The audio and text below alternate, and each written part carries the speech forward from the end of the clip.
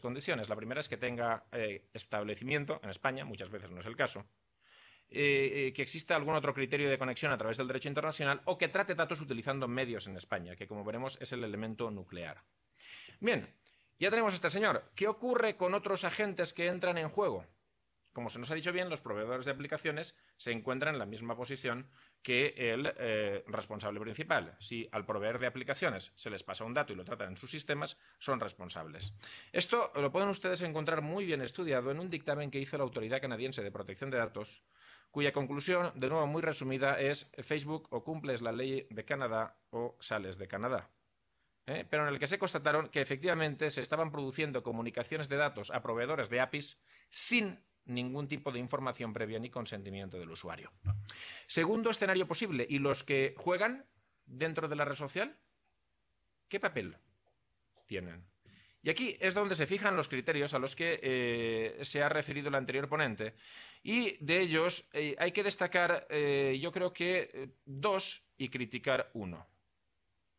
Los destacables son que cuando una entidad pública o privada se va a la red social a hacer autopromoción a lo que sea, a cualquier finalidad corporativa, se convierte en responsable. En España específicamente diremos que es un responsable del tratamiento. No maneja el fichero, pero decide sobre lo que ocurre en su espacio en Facebook. Y por tanto, salvo el deber de inscripción de ficheros, tiene todas y cada una de las obligaciones existentes en la Ley Orgánica de Protección de Datos, con los matices del contexto, pero las tiene. ¿Qué otros sujetos podrían ser responsables? Bien, la que no me ofrece dudas es aquella que se refiere a quien irresponsablemente tiene su perfil abierto, trata un dato sin consentimiento y lo expone a la consideración de cualquier otro. Porque en ese caso se sitúa exactamente en el mismo plano que la señora Lindquist. Exactamente en el mismo. Hay quien dice, no, la señora Lindquist estaba en la web. Y esto es Facebook. Oiga, mire, el tamaño no importa. Su entorno está abierto a cualquiera. No es una web abierta, hay que ser usuario registrado. Muy bien, 800 millones de usuarios registrados. ¿De verdad me está diciendo en serio que porque hay que tener usuario y contraseña y ya no es, ya aplica la excepción doméstica automáticamente? Es una cuestión compleja. En lo que yo no coincido con el grupo del artículo 29 en absoluto y soy muy crítico es con lo de que un gran número de contactos signifique la aplicación de la Ley Orgánica de Protección de Datos en nuestro caso. Mire, los teenagers españoles tienen 200, 300, 400 amigos. El criterio esencial de un teenager español para tener un amigo en Twenty es está bueno, está buena. Es decir, ahora ya no dicen hola, ¿cómo te llamas? ¿Estudias o trabajas? Es hola, ¿cómo te llamas? Me das tu Twenty. Por tanto, es un absurdo, es imposible de aplicar esa previsión, porque es otro contexto. Bien, en cualquier caso, ustedes tienen toda esta información, pero la conclusión del grupo del artículo 29 es que ustedes cumplen la directiva y informan, obtienen consentimientos, garantizan la seguridad, satisfacen derechos de acceso, rectificación, cancelación u oposición, con un matiz importante. Da igual si quien ejerce los derechos es usuario registrado o no. Si le llega a un señor y le dice, creo que alguien ha etiquetado una foto mía en Facebook, su obligación es verificarlo, aunque no sea un usuario registrado, y satisfacer el derecho. Porque si no, las personas que no están en Facebook, todos estamos en Facebook, aunque no lo creamos, porque alguien los ha etiquetado, están absolutamente inermes. No podrían hacer nada. Bien, todos los usuarios tienen los derechos, lo acabamos de ver, y hay aspectos específicos a considerar. Menores y redes sociales. Nuestra regulación es taxativa. Artículo 13 del Real Decreto 1720 de 2007. Verán, la legislación española es particularmente incompleta y el artículo 13 ha tratado de ofrecer algo de claridad, criterios. ¿Por qué? Porque en la Ley Orgánica 182 efectivamente se cita el criterio del menor maduro, que es otro criterio que aparece, permítanme que cite de memoria, en la Ley Orgánica 196, creo recordar, que regula los derechos del menor, y que de nuevo vuelve a recordar el criterio del Ministerio Fiscal como garante último del interés superior del menor y como sujeto que incluso aunque el padre haya consentido, podría actuar dejando inválido o anulando ese consentimiento. Pueden encontrar ustedes referencias al menor maduro en el Código Civil o en la legislación sanitaria sobre historia clínica. Pero no había un criterio preciso. Así que el regulador estableció, se inspiró en cierta doctrina de la agencia, que llegaba a la conclusión que esto estaba en el entorno de los 14 años, E incluso en la propia legislación norteamericana, que en el caso de la COPA del 98, Children Online Data Protection Act, o Privacy Protection Act, para ser más precisos, fijaba la edad para el consentimiento en los 13 años. Bien, a partir de ahí se generan una serie de reglas sencillas de entender, complejas de aplicar. Primera regla. Un mayor de 14 años puede consentir en materia de protección de datos. Es un derecho de la personalidad para el cual se le considera suficientemente maduro, salvo que se trate de un negocio jurídico que requiera de la asistencia paterna, materna o del tutor legal. Es decir, si el menor para abrir una cuenta bancaria siendo mayor de 14 años necesita la asistencia paterna, materna o del tutor legal, también la necesitará el banco para tratar los datos de ese menor. No sé si me van entendiendo. Menores de 14 años siempre necesitan ese tipo de autorizaciones. Primera gran regla, por tanto. Frontera para el consentimiento, los 14. De ahí que la red social española Twenty expresamente declare que no admite a menores de 14 años en su red. Primer gran criterio. No sé si ha cambiado el criterio, pero hasta hace poco no admitía a menores de 14. Por razones que pueden entender en cuanto a complejidad. Segundo gran requisito. Que ustedes tienen al final de la diapositiva. La información al menor debe ser clara, legible y comprensible. Es decir, no se puede informar en una red social que tiene por objeto menores de los derechos del siguiente modo. De acuerdo con lo dispuesto en el artículo 5 de la Ley Orgánica de Protección de Datos, le informo que sus datos serán objeto de tratamiento en el contexto de la sociedad anónima. No. Yo me atrevería a decir que esto debería ser obligatorio para todas las edades, porque las cláusulas de privacidad no son demasiado entendibles. Parecen redactadas para que nadie entendamos nada.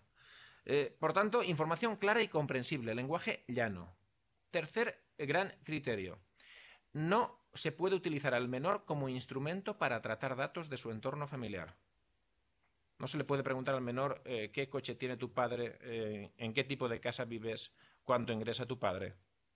Nada de eso, salvo los datos básicos para poder contactar con el menor a efectos con el padre, madre o tutor legal, a efectos de conseguir esa autorización a la que me refería.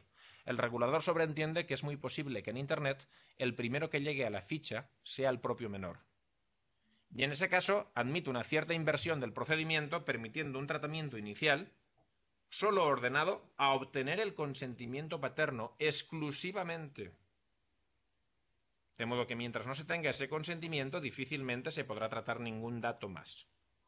Y si no se obtiene, evidentemente finaliza, desaparece la legitimación y habría que proceder a la cancelación de oficio. Última gran y compleja regla. Hay que proceder a la verificación de edad. El responsable debe ser diligente, debe disponer de mecanismos.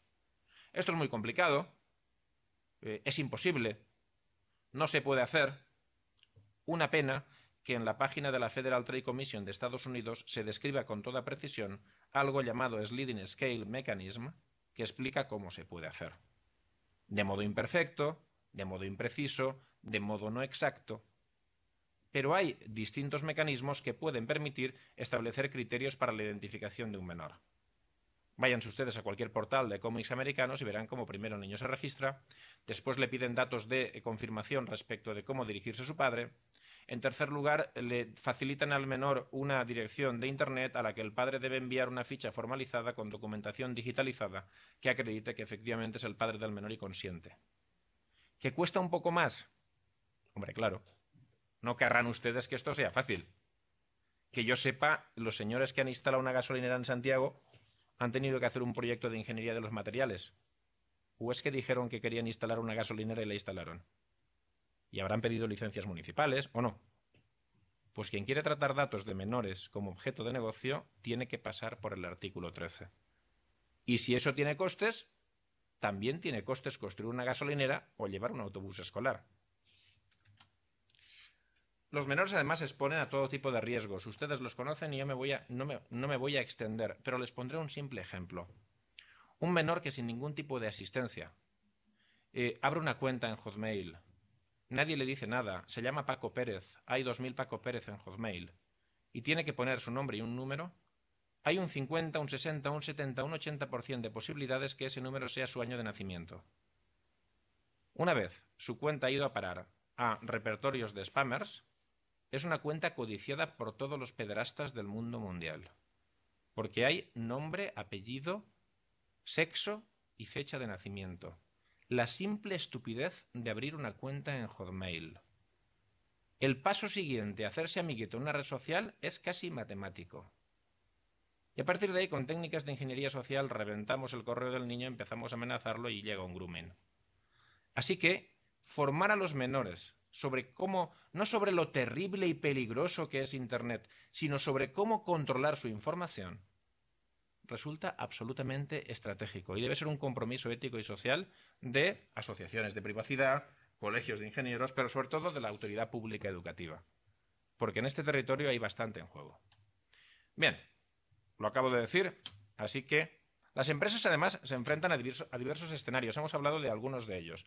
Les referiré brevemente estos escenarios. Primero, estoy utilizando Facebook para fines empresariales o administrativos. Quiero tener presencia en Facebook. Me han dicho que mola, que me relaciono con mis usuarios y que eso está muy bien. Bueno, atención, esto significa obligaciones. Soy responsable del tratamiento. La agencia española dijo en su día que no existe un encargado en el caso de el alta básica en Facebook. Y por tanto no me hace falta un artículo 12, pero sí deberes de información y transparencia. ¿Quién soy? ¿Qué hago aquí? ¿Para qué accedo a sus datos? ¿Qué pretendo publicar en tu muro? Información básica del artículo 5, unas políticas de privacidad. Cortitas en Facebook o uno pone un enlace corto, se las lleva a su página web y el usuario lo puede leer. El consentimiento es particularmente sencillo, con una precisión. Una fuente accesible al público, que es un supuesto que legitima para tratar datos sin consentimiento, solo es aquello que la ley dice que es una fuente accesible al público. Boletín oficial, medio de comunicación, repertorio telefónico, listas de colegiados, listas de profesionales agrupados por titulación, edades, etc. Esos son fuentes accesibles al público. El resto es información disponible en Internet, no es una fuente accesible al público. Por tanto, cuidado. Que estemos en Facebook no significa que estemos en una fuente accesible al público y que no se necesite consentimiento. Los límites son obvios. Principio de finalidad. Ojo, si yo incorporo los datos de mi gente en Facebook a mis propios sistemas, estoy empezando a crear un fichero. El paquete se agranda, el de responsabilidad. Si mi sitio en Facebook llega a una API de terceros o incluso a una API propia, debería informar. Eso dijo la autoridad canadiense y no va a decir nada distinto la española. Seguridad. ¿Cómo voy a aplicar seguridad en Facebook? Oiga, sí. Si es una cuenta corporativa, al menos sus obligaciones en relación con el usuario y la contraseña deberían ser exactamente las mismas que las que tenga en cualquier otra aplicación. Sé que es un mínimo, sé que es poquito. Pero algún principio de seguridad tendré que hacer. ¿O es que le importa a alguien quién es amigo mío en Facebook, salvo los que son amigos míos en Facebook? ¿Qué ocurre si se le ocurre no al community manager, sino a su jefe, que no usó Internet en su vida, imprimir una lista de amigos en Facebook y después tirarla a la papelera sin destruir? Por tanto, pensemos que aunque sea el entorno de otro, algún tipo de seguridad de sentido común sí deberíamos aplicar. Y los tratamientos también vienen vinculados por el deber de seguridad, no solo los ficheros.